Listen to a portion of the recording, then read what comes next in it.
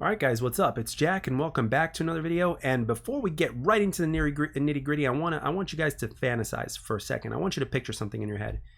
Imagine what would happen with XDefiant if Scump were to come out of retirement uh, from competitive gaming, and all of a sudden, instead of playing Call of Duty, he played XDefiant. So let's get right into the nitty gritty. Now, this video is not just necessarily based off of that fantasy. It's actually based off of something that less than 24 hours ago, according to the time of this recording as well. And in terms of what I saw on my way home, or should I say, listened to on my way home after playing some pool, well, Crim6 basically said something very recently in one of his streams, and I guess a content creator kind of clipped it and made a video about that and turned it into a highlight, blah, blah, blah. So basically, Crim6 had mentioned that right now, in terms of the CDL, in terms of the Call of Duty League, 70 to 80% of the pro players right now are unrestricted free agents. So, with that being said, my ass is curious. I'm like, well, obviously, Crim6 also mentioned that, like, what do you, they have this decision to make in terms of what do they do.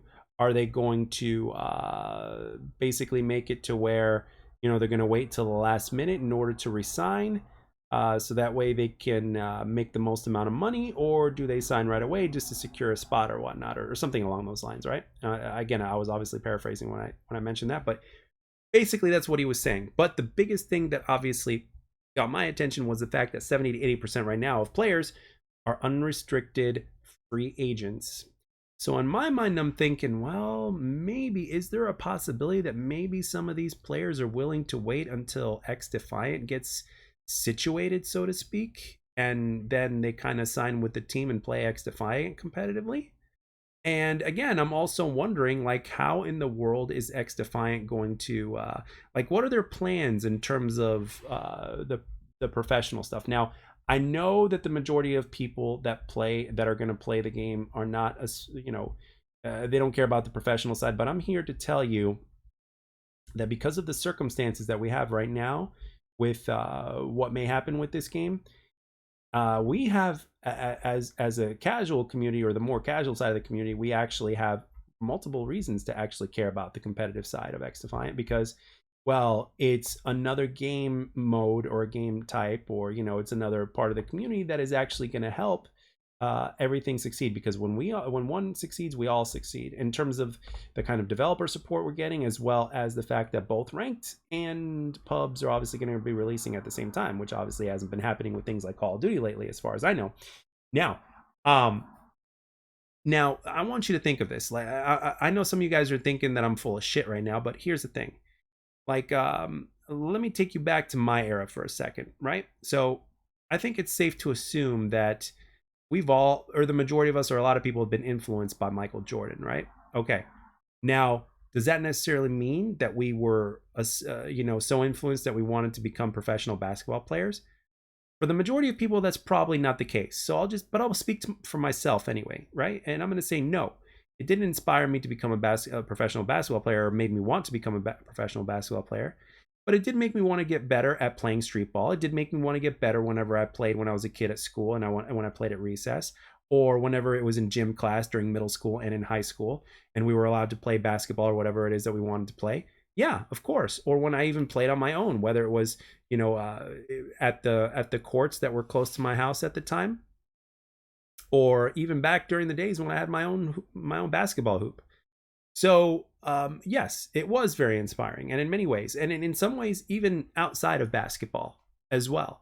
So now the same is true for video games. I mean, I'm even gonna translate right now. Like, I play Halo Infinite ranked whenever I play Halo Infinite, and it's got nothing to do with me wanting to be a pro player or anything like that. No, it's the fact that I enjoy the BR gameplay. I enjoy the game modes, and of course, I also enjoy the challenge and the grind of getting out of whatever division I'm in and whatever tier, in order to see how far I can go personally with just the way I play. Whether I'm trying hard or not, or whether I'm taking it seriously or not, or whether I'm calling out or not, or whatnot, right? So, and again, I just enjoy the BR gameplay, and I don't mind the competition, right? I don't mind being challenged, or et cetera, et cetera. And the thing is, you can even do the same thing in pubs. You can do the same thing in social, casual play, whatever. Like it can translate onto social play. I mean, there's a lot of things that some of the best pub players out there, or the best casual players out there, that they got from pro players. There's something that they saw, or like again, eh, whether you like it or not, chances are you've been influenced by a pro player. And it doesn't matter even if it's a pro player or not. It could be a content creator, right? It could be a content creator, streamer, whatever the deal is. Ultimately, you're inspired by something that you enjoy seeing and something that you just enjoy doing, or something that you have an interest in, right? So therefore, if the pro scene is as good as it could possibly be, then we all benefit, right? And obviously, especially in this day and age in 2023, we know now, not just because pros are getting paid very well doing whatever game that it is that they're competing in, but there's also the fact that it brings in money. Like the competitions bring in money. You see prize pools going higher and higher in comparison to where they used to be, and the reason for that is because there's more money being generated. Part of it is coming from microtransactions and shit like that, and post-launch content. Part of it is coming from in terms of um, the views and stuff like that in these competitions, which is online as well. It's not just events, but there are events as well.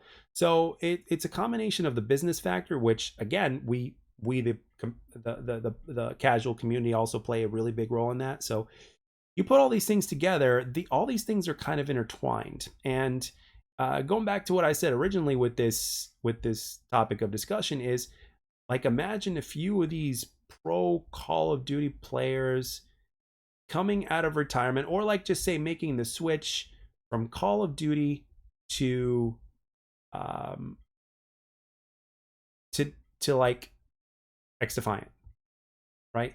And let's not forget about the fact that um it can make headlines. Like, right? It could legit make serious headlines. And pro players moving on to pro Call of Duty players are, jumping ship to XDefiant. Holy hell. And the thing is, it's going to make headlines. And not only that, well, there's already a lot of pub players that are doing that. And then you're going to have streamers that are going to join, and you're going to have like all these different things. It's like, wow. All of a sudden now it's going to have a really big impact. This little game that manages to do a handful of things right via the community, all of a sudden, you know, gets players, of course, by their own will, to change from the game that they were playing that they had no choice in or whatever to this other game. Now, the only thing I will say is that the CDL probably has deeper pockets at this point. So I don't know if every single player, even though they may want to, I don't know if they're going to make the change or not, because, let's just be real here. Money talks. So if a player has the opportunity to, let's say, make $300,000 to play, like, let's say, Call of Duty, for instance, right? Or like, let's say, $100,000 to play XDefiant, well, they may hate Call of Duty or not like Call of Duty as much as they used to anymore, whatever the deal is, because of everything that's been going on. And but they do like their money, and at the same time, it is a big difference from 100,000 to 300,000. You're literally getting paid 3 times as much. So at the end of the day, you have to make that decision to where what's more important to you. Is it the money, or is it your happiness, right? Like, let's say you're happy watching, let's say you're a pro player and you're happy playing XDefiant, but you're not happy playing COD. But COD is going to pay you 3 times as much, and XDefiant is going to pay you only 1/3 as much, because again, they don't have the kind of deep pockets or whatnot, right? So ultimately, as a player, you have to make your decision. You're like, okay, what am I going to do now? What are we going to where are we going to go now? Like, I have to make a decision. So for me personally, I would choose XDefiant, and that $100,000. That's what I would choose. But at the same time, that's me, and that's my situation. I have my personal reason, my personal situation. So, but these pros, it's a different story, right? It's a different situation. It's a different wants, different needs, different goals, different aspirations. There's a lot that plays into it. And let's not forget that these guys are also very much, at this point, a lot of them are used to getting a certain amount of money, right? Kind of like, once you get a certain salary, right, you're used to getting that salary, right? You don't want to go backwards, right? You don't ever want to go backwards. So Same thing goes over there. You see what I mean? It's no different when it comes to that. So we have to take all these different things into account. Let's just be realistic here. And ultimately, at the end of the day, it's what's going to make the difference. It's part of what's going to make the difference when it comes to what decision they make. So and the thing is, more often than not, a lot of people follow the money. Professional athletes follow the money. But yet at the same time, that's not always the case, but the majority of the time it is. So on one hand, you've got the possibility of a lot of players that may make the switch, regardless of the fact that they might lose money from it from in terms of salary.